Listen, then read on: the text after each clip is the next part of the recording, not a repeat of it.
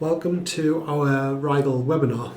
I'm Michael Walton, Application Engineer at Rigel Medical, and today in this presentation I'm going to be going over the practical approach to electrical safety testing, IEC standards and a safety overview. So in the presentation today we're going to be talking a little bit about Rigel, we're going to be talking about current, electrical current. We're going to be talking a bit about electrical safety, the IEC standards and testing scenarios, installation, fixed single phase and three phase, battery operated medical devices and ultrasound. And I will provide my email, so if anyone has any questions then just fire them over at the end of the presentation. A little bit about Rigel Medical. We're part of Seaward Group, Seaward Electronics. We've been part of Seaward for 20 years. Seaward have been in existence approximately 40 years. Our manufacturing and R&D is based in the UK. We're ISO 9001 accredited. We have a service part of our company that is ISO 17025 accredited, calibration house. Rigel offer a growing range of biomedical test and measurement solutions. We have electrical safety analyzers, we have defib analyzers, we have electrosurgical analyzers, we have vital signs, and we have infusion device analyzers. We also have a global distribution and after-sales network. So I'm going to go straight into it with some of the fundamentals that are important to electrical safety, but also important to you as a biomed or clinical engineer, and to grasp the concepts of electrical safety. So voltage is the potential difference. This is the pressure behind the circuit. This provides the pressure to drive the current around a circuit. The current is the flow of electrical charge or the movement of electrons in a conductive circuit. Within the body, within the human body, current flows in ions and electrolytes through bodily tissue. And this is how we get electric shock. We do have insulation with skin, but that can be broken down with voltage. And this is at least that part of the characteristic of the human body is going to be important within this presentation and the importance of electrical safety. Resistance reduces the flow of current in a conductive circuit. Capacitance is the storage of electrical charge. Note that AC voltage is a charge stored and discharged, so AC current flows. This is going to be applicable to leakage current and stray capacitance further in the presentation. Then we have ground, or zero, or earth, which is our electron reservoir, and we have frequency, which is the rate of change of an AC signal. So, electric shock, macro shock. An electrical current passing through a body when contact is made with the skin and an electrical source. If you reference to earth or you reference to the return electrode. So Charles Dazale put together some experimentation work in the 50s and 60s, I believe. The physiological effect of current through the body was recorded, and some testing was done on both men and women using different frequencies. DC, commercial frequency of 60 Hz and 10 kHz. As we increased the current, as the current was increased in each scenario, the person under test would feed back the physiological effects. So they would feel a slight sensation, increase the current a bit more, the threshold of perception, increased it slightly more. We have the let go, or voluntary let go amount of current, and then further on the physiological effect worsens, and we have involuntary muscle control, severe pain, difficulty breathing, and later on ventricular fibrillation, which can lead to death. Why frequency and frequency response of the body is important is the body is effectively a low pass filter.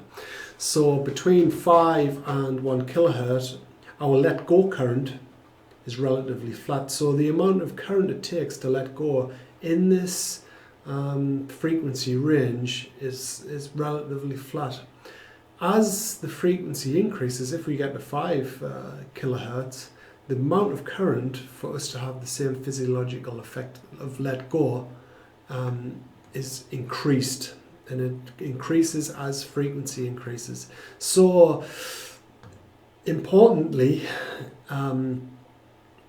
we have this resistor network in the body, but it's a low pass filter. The average resistance of the human body is approximately 1 to 2 kiloohms. There's no real physiological difference in let go currents at 50 and 60 hertz. So as the frequency increases, the body becomes less stimulated.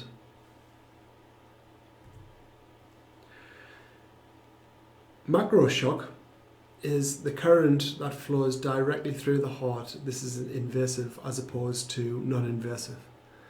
The shock is can come from intracardiac connections. The physiological effects is pretty severe: ventricular fibrillation or death from a relatively low amount of current. Both of the findings of how much current in regards to let go and in regards to ventricular fibrillation are important factors in electrical safety and some of the standards pass-fail thresholds, and we'll see that later on in the slides. So electrical current will always try and find the path of the least resistance. Functional currents power medical devices that treat, diagnose the patients. Non-functional currents are a byproduct of functional currents. The risk of non-functional electrical leakage current is relatively small, but it is always present. So what's the definition of leakage current? Well, current that is non-functional according to 60601. It's unavoidable, a result of stray capacitance and dielectric resistance within a medical device. The current is generally at frequency of commercial properties of 50 to 60 hertz, and it will flow between your phase or live to Earth. Can be non-hazardous if it's in the safe limits of the design criteria of 60601, but is easily overlooked and can be subject to incorrect testing. Stray capacitance. So what is stray capacitance in a medical device? Why have I highlighted stray capacitance as a factor? Well, if we have our medical device, this is the enclosure of our medical device here. This is our live conductor, this is our neutral conductor, this is our protective earth. To provide the functional current between live and neutral, for our medical device to function correctly and to fit the manufacturer's intended purpose of use, we have the functional current that will flow between our live and neutral. So if this is let's say 100 milliamps, let's say the whole power or the current that is being drawn from this instrument is 100 milliamps, but we only have 99 milliamps flowing between live and neutral. Well, 1 milliamp is escaping within the system, and it's floating. It is flowing through our protective earth, so it's going from our live through any stray capacitance or dielectric resistance back to our protective earth. So capacitance, effectively the definition of a capacitor is two conductors and an insulator. Well, within a medical device we have plenty of conductors that is carrying current, and we have insulators between that, therefore we have a lot of internal capacitance. The applied part section of a medical device, this applied part section should be totally isolated from earth. There should be no connection there, generally with opto-isolators. So we have our power supply that powers all the active components to make the instrument functional, but this should be totally isolated. And part of 60601 and 62353 we prove this by putting mains on applied part, and we'll go into that later. We test on teraneutral systems. Teraneutral systems have protective earth and neutral common. They're shorted together at the substation. This is important. So we have the three phases. We're just going to concentrate on our singular phase, but it's important to stress protective earth and neutral are common. So to correctly test leakage current as per 60601, you must test on a teraneutral system. So I've got two diagrams here. The resistors simulate medical devices. The value of the resistor simulates a medical device. When we're testing on a teraneutral system with protective earth and neutral connected, if this is a resistor or a simulation of medical devices, if this is a fixed value, then potentially, depending on this fault condition, we could have 800 micrograms flown in this circuit. That is a failure or a potential failure. If we're testing on a non-teraneutral system like an IT system, we don't have, where the protective earth is floating. There's no link between our neutral and protective earth. So our functional voltage that powers the device is the same. Live and neutral both have 230 volts to power our medical device, but the leakage that is flowing through our medical device, simulated by this resistor, is less. The current is less because there's a volts drop between our protective earth and neutral. So between live and protective earth, we have 100 volts less. We have 130 volts. So in this testing scenario on an IT system or a non-teraneutral system, we have, with the same medical device, we have 452 micrograms. That is potentially a pass. This is potentially a fail. This is why testing on a teraneutral system is part of the 60601 standard, and is partly a guarantee that we will be testing medical devices in a safe, accurate and correct manner.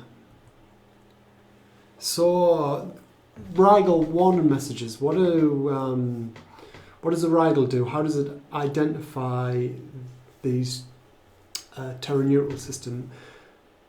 We provide a measurement system when we apply mains, so it will check to see if we have a floating earth condition or isolated earth, it is also known as. And this is to warn the user that you're on an isolated system. You should really be testing on a teraneutral system. We also have a secondary earth path detection. What is secondary earth? Well, it's a common problem within healthcare where an auxiliary device like a computer may be attached to a patient monitoring device. This provides a secondary low resistance path to earth. therefore the majority of the earth leakage will flow through the auxiliary device and not through the analyzer. So we won't be able to correctly measure any leakage currents.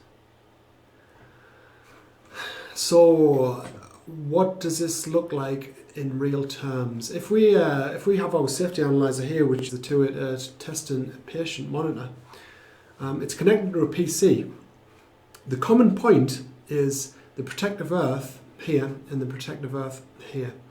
Therefore, it's almost like two resistors in parallel. Internally within the safety analyzer, we have a measuring device, which is the 1K body model. If we have a secondary earth path, if we have an alternative path via the earth, we're effectively putting, and this is an arbitrary figure that I've chosen here of 1 ohm, there's a low alternative path to earth, so no current or a very small amount of current is going to be measured, as opposed to the amount of current that is flowing in this path, the secondary earth path, because of the attached auxiliary device, which is a PC. We can approximately have 1,000 times error because no current is going to be measured within the safety analyzer. All the current is going to be flown through this path. This needs to be disconnected. 60601 testing, we cannot measure the correct earth leakage of the patient monitor if we have an auxiliary device attached. Earth bonding. Earth bond testing, or there is a protective earth. Class 1 instruments and Class 1 electrical devices have a protective earth.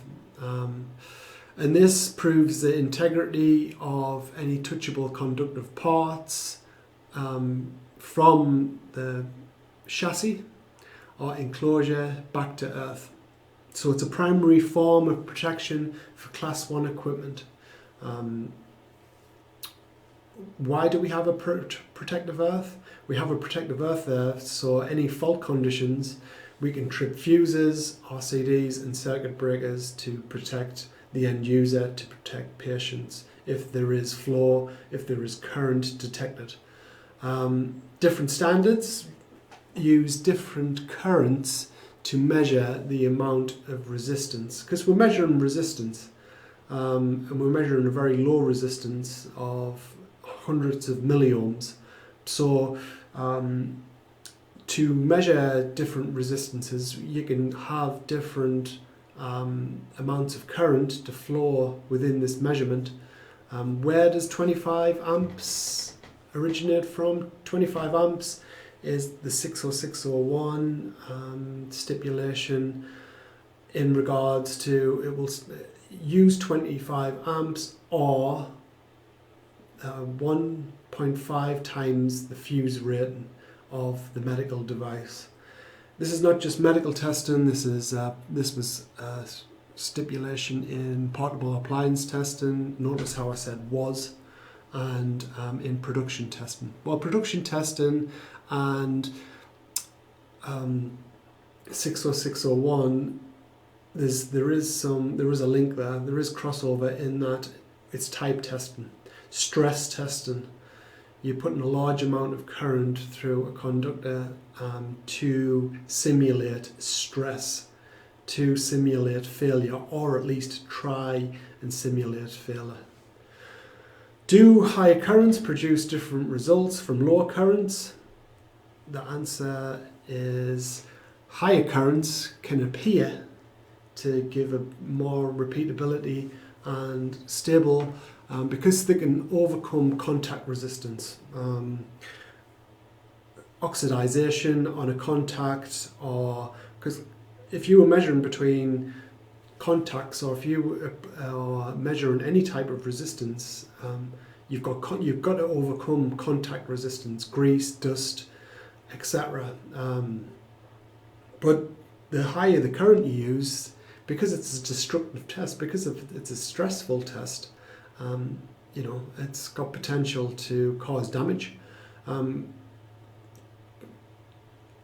200 milliamps, which is commonly used now in both PAT testing.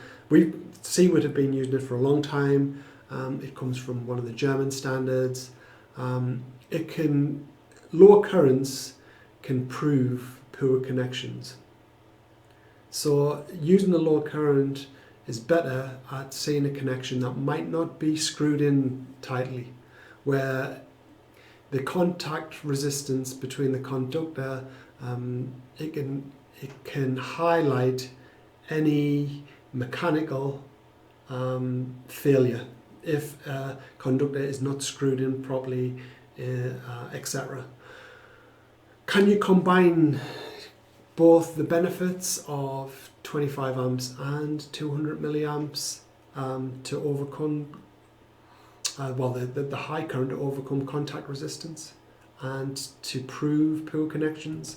Yes, you can.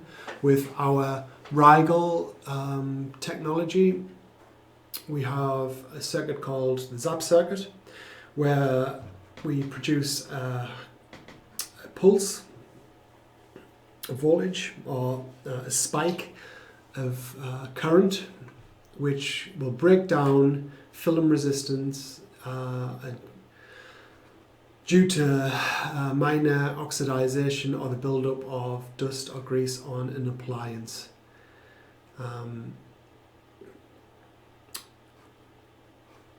This is very useful. So we're combining the two, where for 1 millisecond we're breaking down any buildup of oxidization, and then we're providing the lower currents to correctly measure any poor connections. Why do we safety test? The objective is to test for breakdown or damage to confirm a medical device is electrically safe to use in a healthcare environment. Protection against microshock, protection against microshock. It's a legal liability because in your healthcare organisation we're protecting the patients from shock, we're protecting the staff from shock, and we're protecting visitors from shock. Should be done in various stages of a product's life cycle, but generally as part of a PMM it should be done annually. We're going to start talking about some of the standards now and going into input protection classification of medical equipment. Means of operator protection, we have class 1 and class 2. Class 1 has the protective earth. Class 2 doesn't have the earth. So any conductors within a medical device that doesn't have which is class 2, which doesn't have an earth, we should have a form of double insulation. There should be a supplementary insulation around the conductors. So if a class 2 device has touchable conductive parts, they should be totally isolated or insulated from any conductors within the medical device. Output protection, applied parts, means of patient protection. We have type B, which is non-invasive and earth referenced. We have type BF, which is non-invasive and is floating. We have type CF, which is invasive generally. Well, the C stands for cardiac, and the F stands for floating. So earlier on I was talking about isolation of applied parts via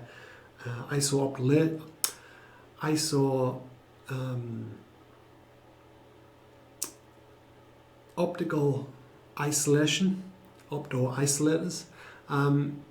This is pretty important for the patient, and it's pretty important for the safety of any of our users when it comes to testing electrical safety. And when we talk about mains on applied part, this will be highlighted later on.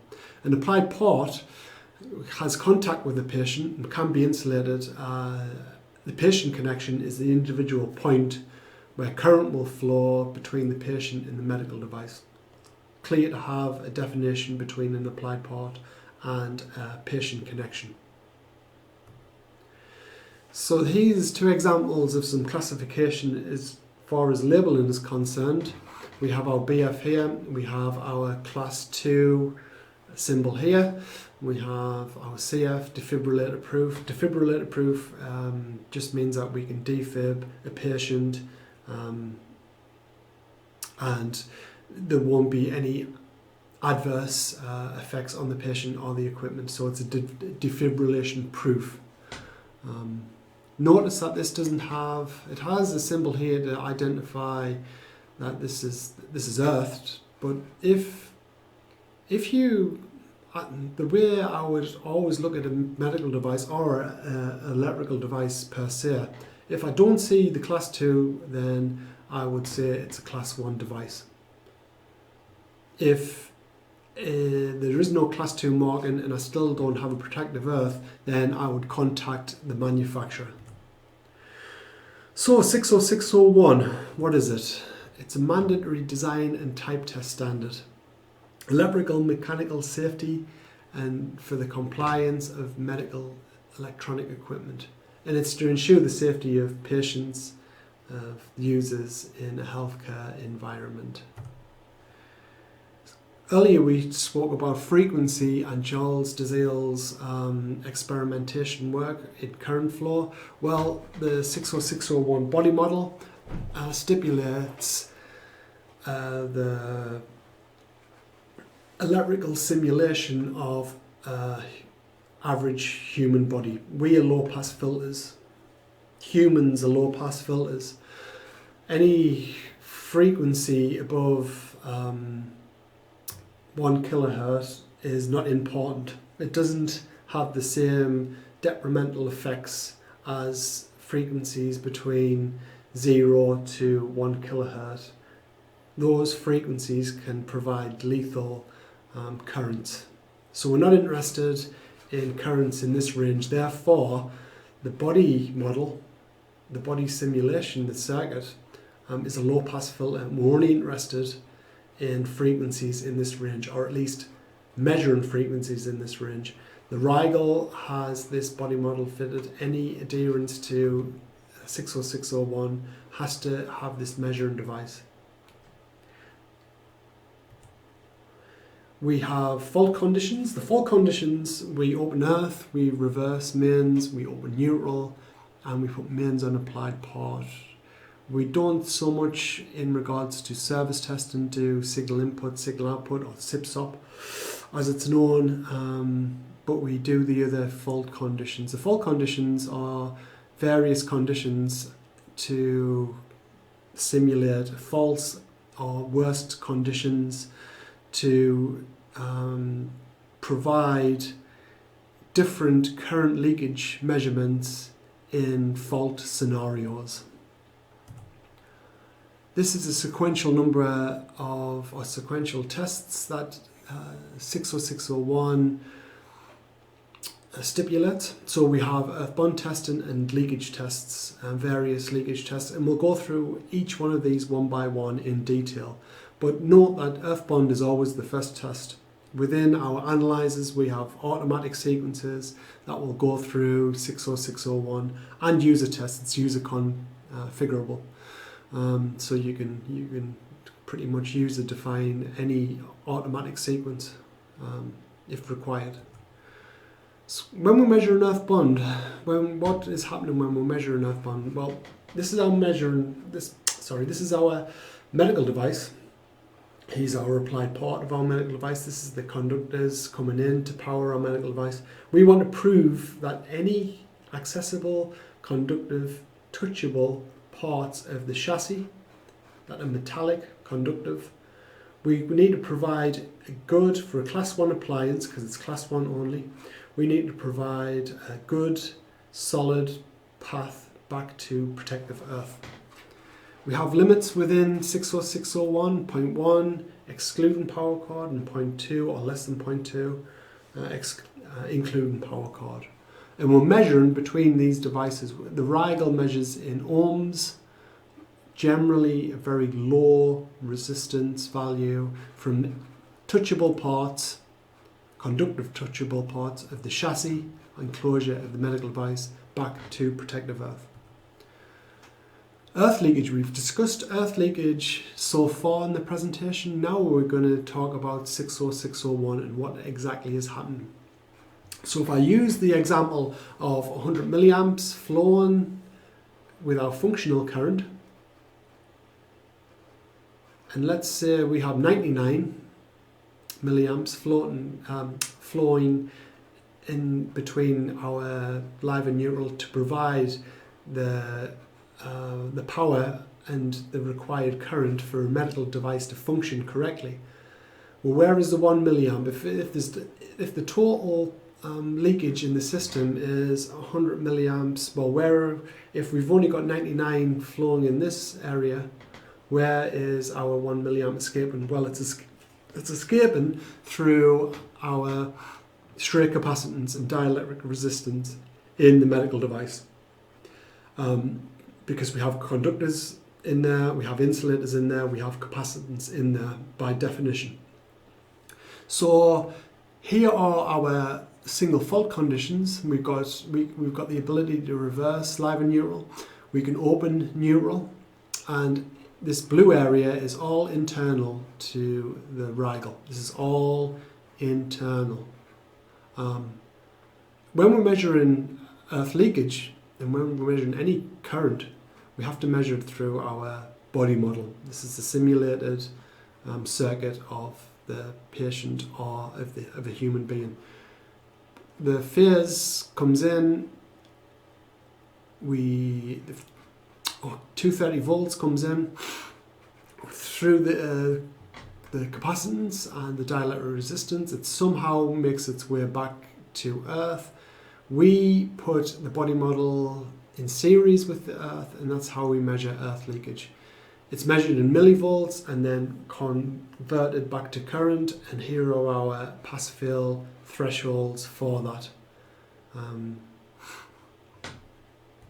We have enclosure or touch leakage. The reason why we call it touch leakage, it will become clear from the diagram. We measure touch leakage for both class 1 and class 2 under various types with the various single fault conditions. So again, and I won't go over these too much, you'll get the picture with the rest of the diagrams, but these are relays for the single fault conditions: neutral open, earth open, live and neutral reversed. Again, the blue area is within the Rigel. How we're measuring earth leakage? Well, enclosure touch leakage even. We open the earth and we measure the leakage from any conductive part, touchable, accessible part of the measuring device. So when phase comes in, when 230 comes in, all of this stray capacitance, dielectric resistance, when we open the earth, any current will flow through our probe, which is generally the earth bond probe that we would attach to our medical device, would flow through the body model and back to earth, and this is how we do our measurement. And then we have our pass-fail thresholds here. Within the Rigel, the pass-fail thresholds are, you will be indicated, there's indication whether you have a good reading or a bad reading, and this will be highlighted as part of your automatic test sequence and manual mode test. Patient leakage. Patient leakage, class 1, class 2, we go through our single fault conditions, we measure both AC and DC.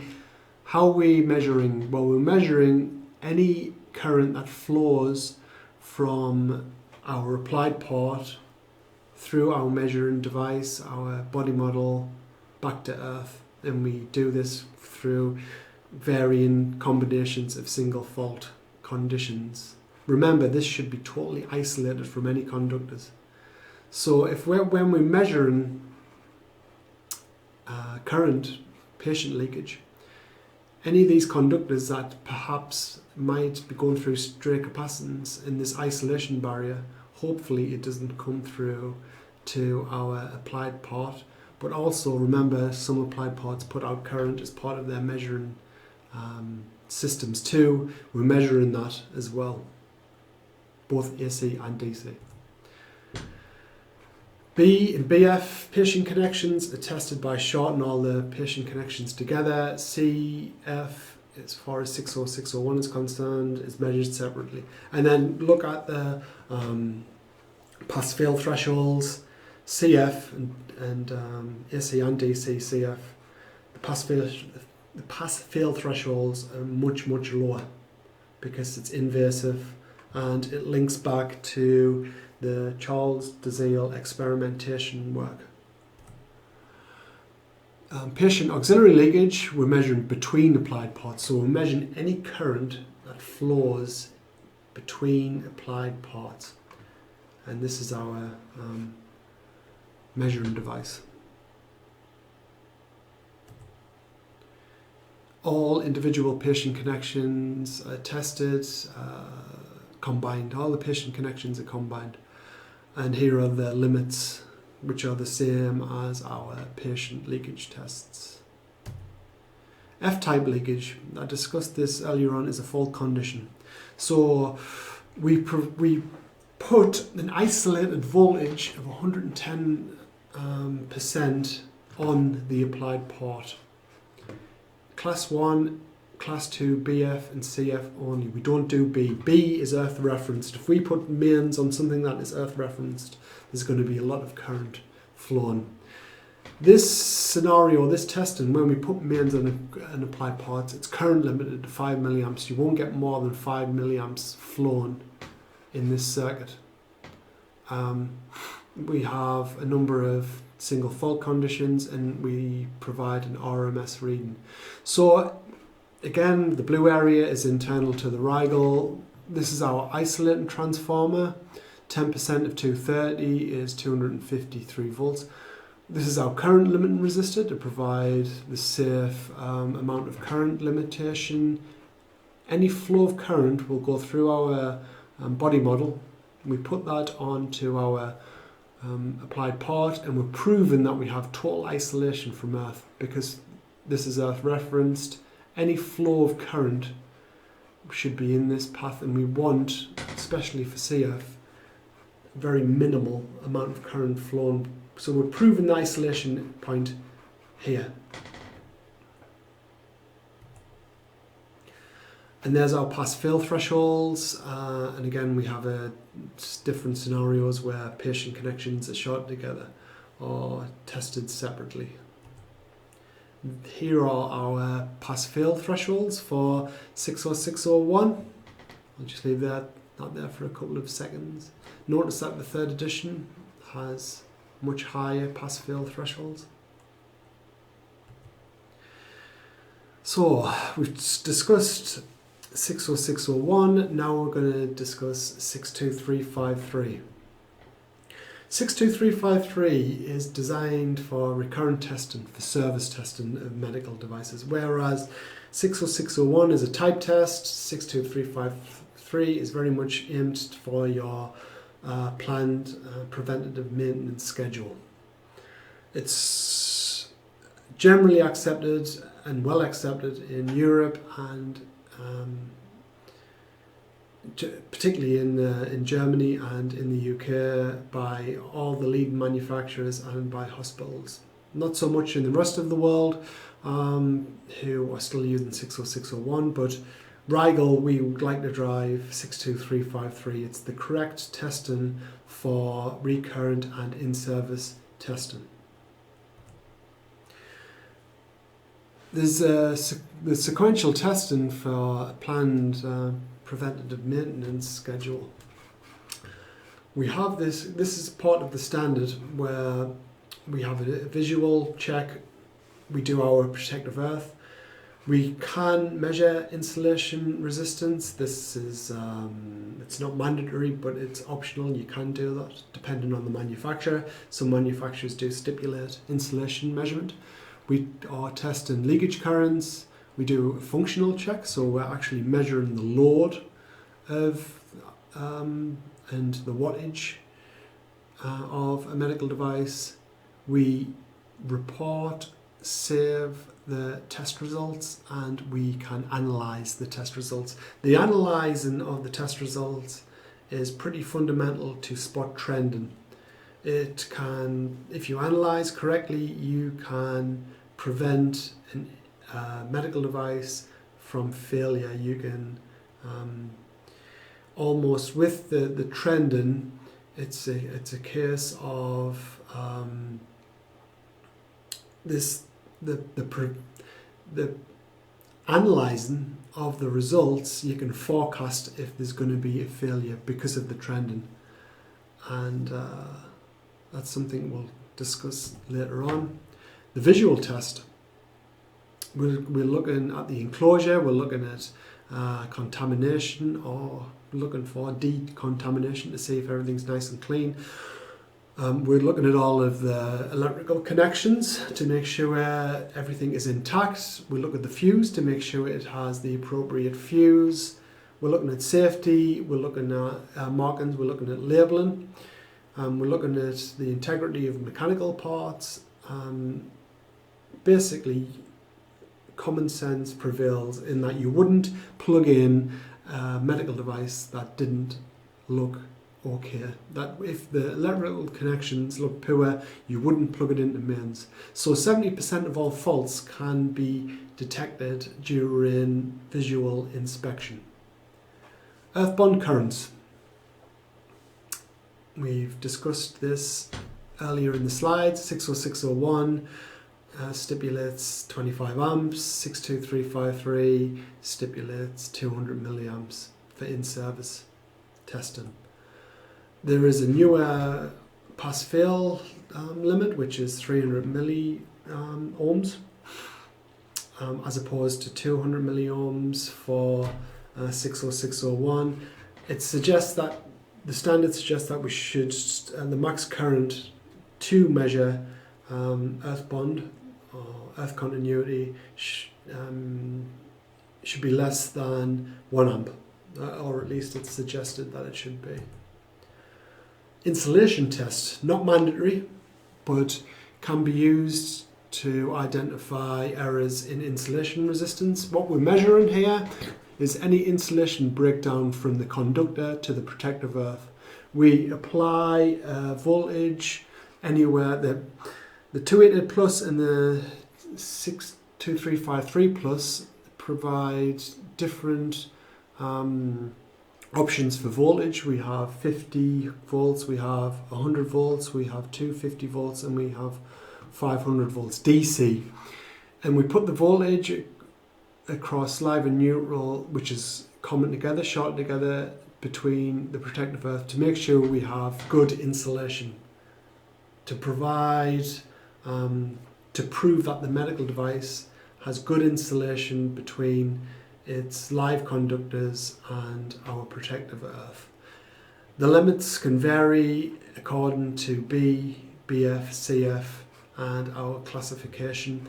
These limits come from years of practice within production testing and in portable appliance testing. Leakage tests. 62353 has equipment leakage for input safety, means of operator protection, and it has applied part leakage, output safety for means of patient protection. There's different methods of measuring leakage. There is a difference in that we common patient connections, we short patient connections together. We're measuring the total leakage and we are comparing results and trending patterns. So equipment leakage for means of operator protection, we're measuring this total sum of leakage deriving from the incoming mains to earth via APs and enclosure. So these are shorted together, and we've got the measuring device. So we effectively, for class 1, class 2, for your type tests, type testing, different type testing, all the patient connections are shorted, and we're measuring an RMS value from any conductor through all of our stray capacitance to protective earth. When we're doing applied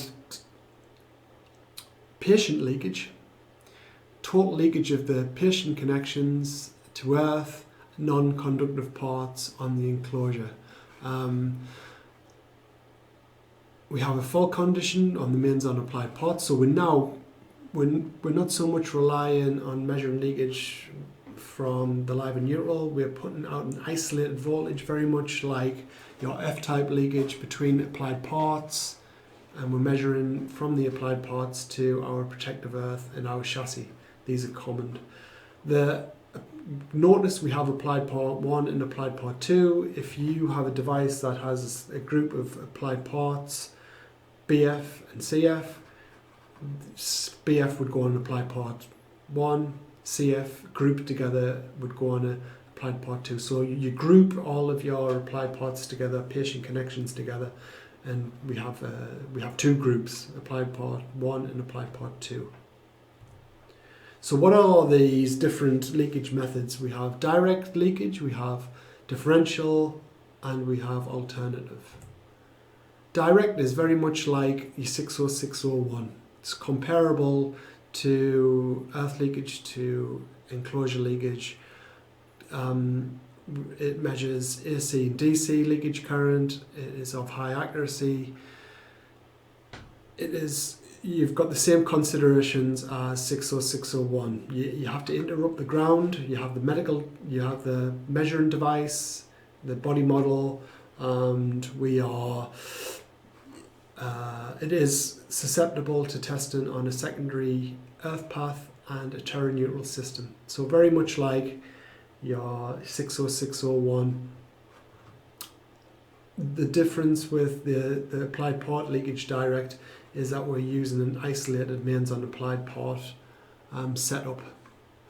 But the equipment leakage is almost identical to enclosure leakage and earth leakage of 60601. Differential method. So we're measuring the current difference between phase and neutral. So it's the total equipment leakage of the appliance. If the medical device, and I'll use the same thing that I've been using throughout the presentation, if we have 100 milliamps flown, if we have 100 milliamps within the current consumption of the full process, the full system. If we have 99 flown between live and neutral, well, let's say 100 milliamps is flown in this conductor, 99 is flown in this conductor. Well, what's the difference between 100 milliamps and 99 milliamps? Well, it's 1 milliamp.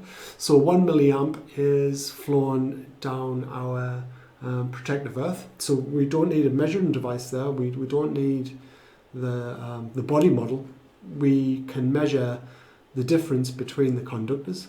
It does have some drawbacks in that under 100 microamps it's relatively inaccurate. It is susceptible to external magnetic fields because it uses a current transformer to pick up current. If you have a high consumption device, i.e. if we've been talking about 100 milliamps, if we talk about 10 amps, well, the 10 amps might have might be factored in, or at least trying to measure a very small current when you have high current consumption can be difficult.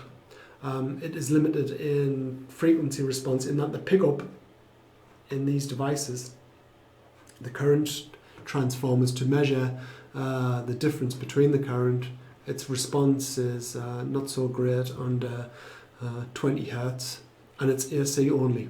No DC measurements are made. Alternative method is almost like an installation test, an AC installation test at mains frequency and at mains potential, 230 volts. We short live and neutral together, and we put our isolated mains voltage between live and neutral shorted, and we're testing through our measuring device to Earth. It has huge advantages in that because we're not powering the device, we're not providing any functional current. So there's no power being introduced to the medical device. We can test on terra-neutral, non-terra-neutral systems, and secondary Earth paths, they're not applicable. It doesn't matter if you have a secondary Earth. It has current limited resistor, so you can't output more than 3.3 milliamps. So as a consequence, the measurement of the leakage current is scaled and factored. It's directly comparable to 60601 open neutral. There are our pass-fail thresholds for 62353. So what are the differences? What's the difference between 60601 and 62353? Well, these analogies work fairly well. 60601, a type test, crash test dummy. All of our R&D and our design phase and our acceptance for out in the market. Then we have our service testing, our routine testing, our PPM testing is 62353. So when we're taking the car to the garage, we know what we're getting. There's a clear difference between the test crash dummy scenario type testing and the service testing. There is crossover, acceptance testing and production testing. We can use 62353. 60601 is very much orientated for your stress test, for your type testing in the R&D phase of a manufacturer's development. Furthermore, we have direct linkage to the type of testing that is provided in both standards, whereas, for instance, our direct method is, yes, we only have direct only available as far as 60601 is concerned. We have the 3 different methods on 62353. If I pick out something like our alternative leakage, it's directly comparable to the single fault condition of open neutral. So there's crossover between the two, and the next slide will show you more detail in that. Here is a test report of our 60601. Here is a test report of our 62353. Direct leakage, earth leakage. In red, we have the same result. When we reverse polarity, reverse live and neutral as per a single fault condition, we get the same. There's a reverse symbol there. We get the same result. Enclosure leakage, it's the same. Then we have our our neutral open and our alternative method. We get the same readings. The big saver is time. We don't have to do as many tests. It's uncompromised testing with the 62353. Because we're testing with the 60601, especially as far as CF is concerned, so class 1 CF, because we're testing between applied parts, between each applied part, there's a lot of tests because of the type testing involved, because it's a stringent test. It's going between the applied parts. We common all the applied parts together here. If you find a failure with the common applied parts, we can always separate them later on to find out which one is the offender. So generally, the two are doing the same thing. The difference is the number of tests. I mean, that's going to take you a long time to get through this testing scenario. 4 tests. If we look at 62353, it's a massive time saver. Here's another testing scenario where we're grouping together 5 BF and 5 CF and 2 BF. Again, the difference between the two is massive. So 62353, we have the alternative methods to give solutions to typical problems like our secondary earth and our terra neutral systems. They can both be tested using those methods. Fewer results mean you have more time to do whatever you need to do within your normal working day. But remember that preventative maintenance is not for passing as many items as possible. I mean, but we're preventing problems before they occur. It's common sense to even, we're looking at best practice. We're looking for informed decisions. We're looking for to analyze results, to look at trend, and to always try and forecast failure. And this is something that 62353 can provide. 61010. 61010 is testing for lab equipment, not so much medical equipment. Medical equipment can be conform or adhere to 61010 in its type testing phase in manufacturing. When the R&D phase, it requires R&D phase, it requires adherence to 61010 if you're putting a medical device in those scenarios. As far as testing is concerned, the 61010 is pretty vague. It's a pretty vague test or standards to try and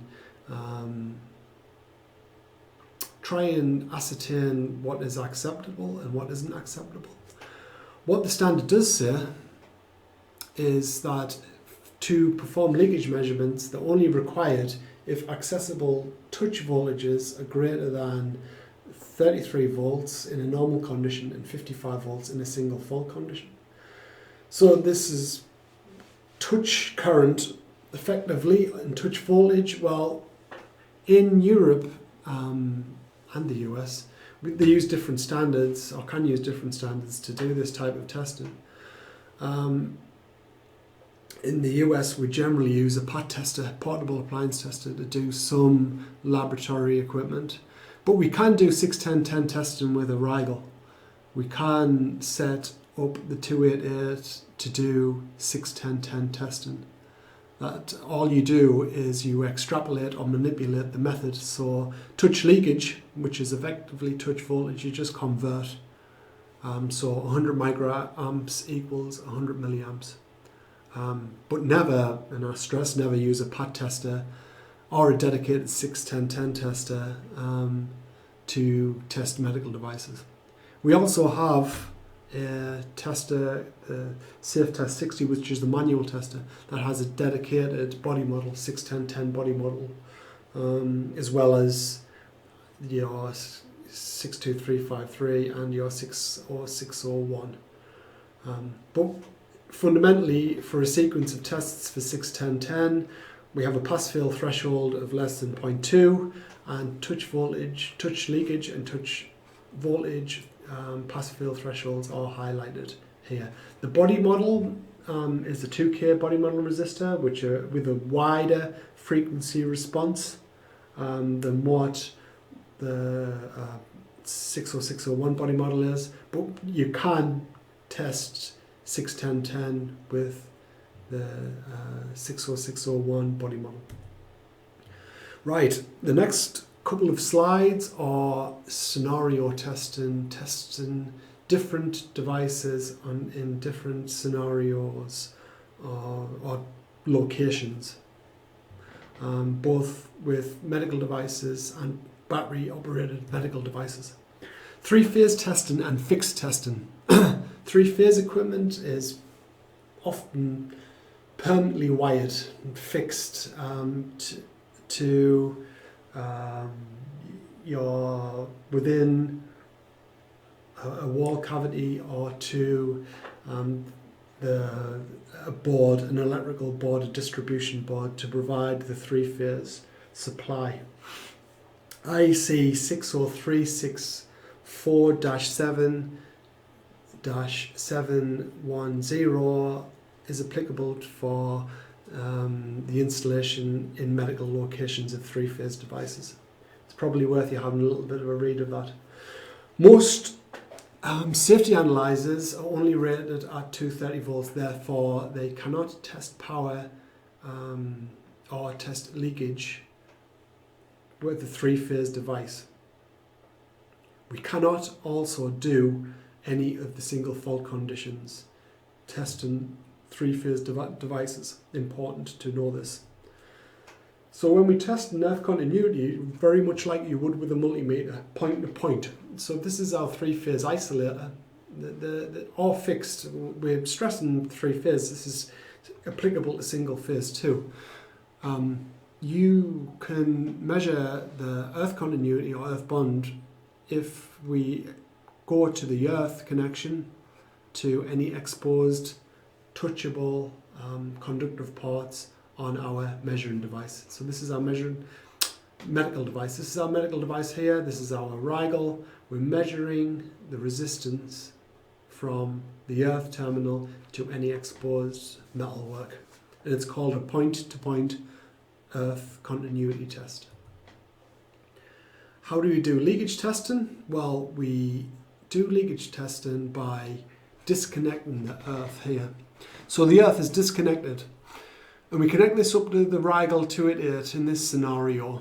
But when we disconnect, or if we disconnect the earth from a fixed appliance, from the three-phase isolator, bear in mind that when we plug the Rigel 288 safety analyzer into a supply, we must have a common earth to one of these single phases to do this test. So that is also important. But when we disconnect the earth, you can only disconnect any of these isolation points if you're a qualified engineer. This is extremely hazardous because you don't want to be testing the device and leaving these things open, because you're going to make a hazardous situation for this three-phase medical device. So this is how we connect it up. We have our earth going into the Rigel. We have our earth bond probe, or our probe going to any accessible conductive parts, and when we have our applied parts connected to the measuring device as per normal. What testing can we do? We can do, for three-phase testing and for fixed, we can do point-to-point earth continuity testing.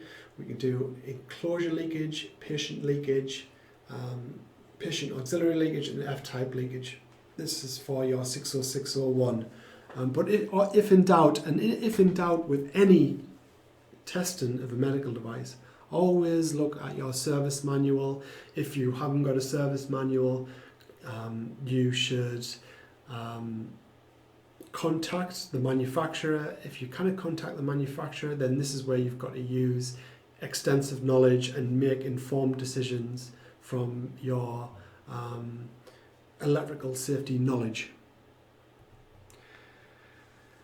If you want to do three-phase or single-phase fixed for 62353, we can do applied part leakage and equipment leakage. But again, if you're interrupting the earth, this must be done by a qualified engineer. Battery-operated equipment. It's becoming much more common in the medical world. Clinical engineers and biomeds ask Rigel a lot for solutions for battery-powered equipment. What are the standards, sir? Well, the standards refer to refer to battery-operated instruments, medical devices, as either internally powered or externally powered. In portable appliance testing and in the world of production testing, it's known as Class 3. Generally, the Class 3 devices are deemed as safe, safety salve items, safety extra low voltage. But how do we test them? How do we need to test these instruments? So, externally powered medical equipment. So this is something that will be using a charger, mains adapter, can be tested at Class 1 or Class 2. So really, what the standard is telling us that we have to, any externally powered medical device that has a charger, you need to classify as either a Class 1 or a Class 2 instrument, regardless of the battery. You can do you can do earth continuity, but it may have a functional earth. What does a functional earth mean? Functional earth means that it is an earth that may be just present for EMC purposes to filter out noise. So it might have really high earth bond readings because it is not a protective earth. It's not providing that protective integrity. It's just for filtering or for functional EMC reasons. So that's something that you may come across. You may test something as Class 1, but you may get high earth bond readings. Always go back to the manufacturer. Always. And this is how we would set up this test for internally powered medical devices. So I'll stress again, externally, Class 1, Class 2, your test scenario from either 6060, for your 62353, would be the same, regardless. For internally powered, with no mains adapter or charger, just purely battery only, this is what 62353 stipulate. This is the diagram where we have voltage that we're putting out. This is an isolated voltage, and this isolated voltage, the direct method, through our medical device on our applied parts to a point on the medical device itself. Now, I've seen people connect this to the actual battery terminals, but ideally you want to be putting to a potential source of voltage. With medical devices, with battery operated medical devices, generally you might have a totally insulated instrument. We advise that you would place the crocodile clip or our earth connection when we do this test. Place the medical device on aluminium foil. That would be a solution if the device is totally insulated with plastic. If there's no accessible parts or potential sources of voltage / current, then just place it on aluminium foil. Battery powered medical equipment for 60601 stipulates that an internally powered medical device should be investigated for touch current only from a part of the enclosure to another part of the enclosure. Again, if it's totally isolated, we can use foil. So one terminal of your crocodile clip can be placed to foil. You place your medical device on there.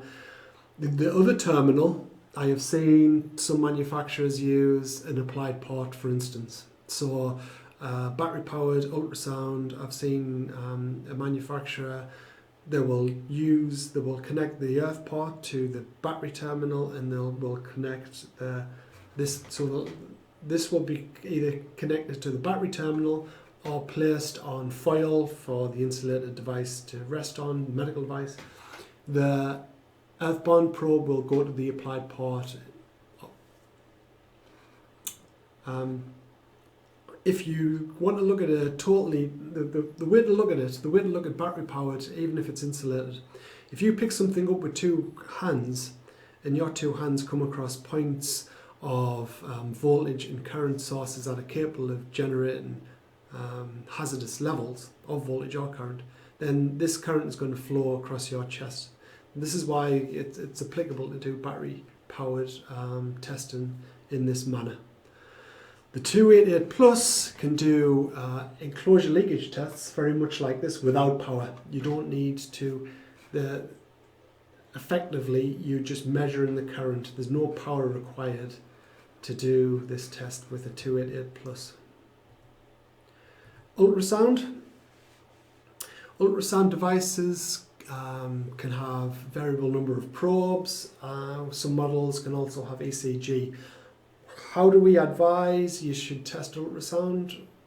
There's many ways to test ultrasound, but what we advise, our present information that I'm going to provide in this slide, is to do two separate tests.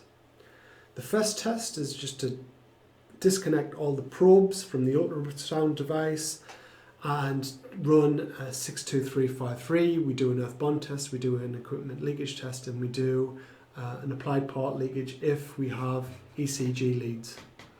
We run it in semi-automatic mode. This is important. Why you need to run it in semi-automatic mode is because it's sensitive device. Semi-automatic mode lets you load in the software or operating system within your ultrasound device, then we can do the testing and then we can shut it down. This because it's a sensitive device. So the Rigel 288 have, or at least facilitate, what we call semi-automatic mode for this very purpose. Then we test the probes alone. When we test them alone, to a certain extent, you still need to plug it into the ultrasound. So the ultrasound gets plugged into the Rigel. The applied port connection goes, we put an electrode in a container with saline in, and the saline has ultrasound probes. We've got 3 in here. You can put all of your 3 probes in the saline. So how are we measuring the current? What we're doing is any current that might flow from the probes back to Earth in this scenario can be picked up. We put 3 in at the same time, the ultrasound probes in at the same time, as a time saver. If we get failure, we can remove 1 at a time and we can find out which of the probes is giving us the failure. In regards to filling what container to use and how much saline, the saline solution, don't fully over immerse the probes. Be sensible. Think about what an applied port is. It is, and when we do applied port testing, we're looking so we haven't got any point that is touching the patient or the operator. We don't want any cracks within the insulated plastic to produce a hazardous voltage. If there's a crack in there, any current can flow. But we don't. So the area of the probe itself should only be filled to the area in which is touchable to the patient and the operator. I wouldn't fully immerse the probes in. We do an F-type leakage test only. So in this test, we just do an F-type leakage. And then we have, we advise 30 seconds duration for tests. So we have some time both for the saline and the probes to become immersed, and we can get a good connection with the electrode and everything is nice and settled. So to summarise the presentation,